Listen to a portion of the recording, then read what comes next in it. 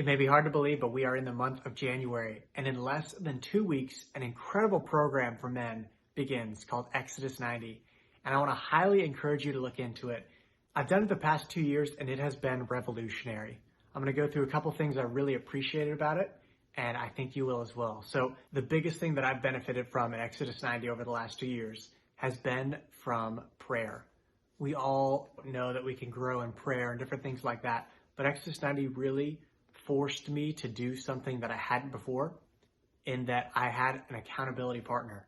My good friend John held me accountable in prayer, and it was something that I wouldn't fail on as much as I normally would, right? Some of you may have the will to just go and pray every single day, but a lot of us struggle with it, and to have someone else to keep you accountable is huge. So this was where I guess adopted the practice of just going into my closet with no windows, just a pitch black closet, and just praying in there, complete silence.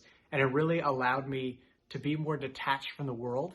And when things were going really bad, I still had faith in God because I had a strong prayer life.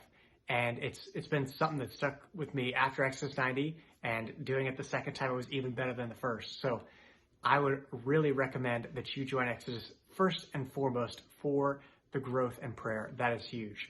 I mentioned the other thing, fraternity, right? Having a group of men to go deep with is, I think, very rare these days. I mentioned having your accountability partner, but you also have a group of men that you meet with each week, and that was really great. Now, one of the things that are probably my least favorite are the cold showers. Those stunk. I actually wore a mouth guard. I bought like a football rubber mouth guard and would put it in so that like when you turn on the cold shower, you're like, biting into it, and it actually made it a little better. So those were not enjoyable pretty much at all, but it was a great thing to sacrifice. There are other things that you do as well, such as abstaining from alcohol. And a big one for me was desserts. I'm a super huge sweet tooth, and that was always something that was a challenge for me. This is a 90-day program, so you'll start in January and you will end on Easter Sunday. And it makes your Lent so much better. I mean, how many Lents have I had, right? These were the best Lents I've ever had, because I had something that I'd been working on for months in advance. That's also why I really like the Jessima Sundays that you have in the old calendar, because it prepares you for Lent prior to Lent. So with Exodus, you already have this built in, and going into Easter was such a celebratory time. Of course, because you get to stop all of the intense practices that you're doing, but also because you've prepared for 90 days, right? One of the things that I've said to my wife many times is that when you do Exodus 90 on Sunday, I don't know if it's written in there, but it's something that I've done both years, is on Sunday you can cheat on one of those things because, Sunday is the day of the resurrection and whatnot. So I would often have sweets or something like that, but it really brought to mind the concept that Sundays are celebratory, right?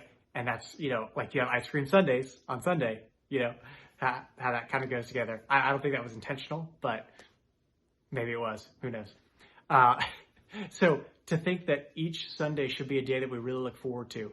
I think in our culture, we really look forward to Friday nights because it's the end of the work week and the weekend is beginning. Saturdays are also great. And then Sundays are like, oh man, tomorrow's Monday kind of thing. As Christians, we should have Sundays as our favorite day of the week. And I think that is a small factor that goes into why people don't go to Mass, is Sunday has become, rather than a day for the Lord, a day for ourselves.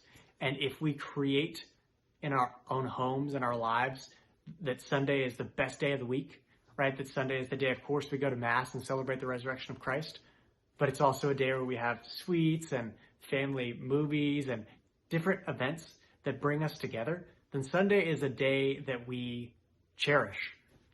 It's not the Friday night where we have family times and sweets and everything like that. Sunday becomes that day, rather than Sunday being the day that we're like, oh, we've been celebrating the last 2 days and now we're going to get stuff done.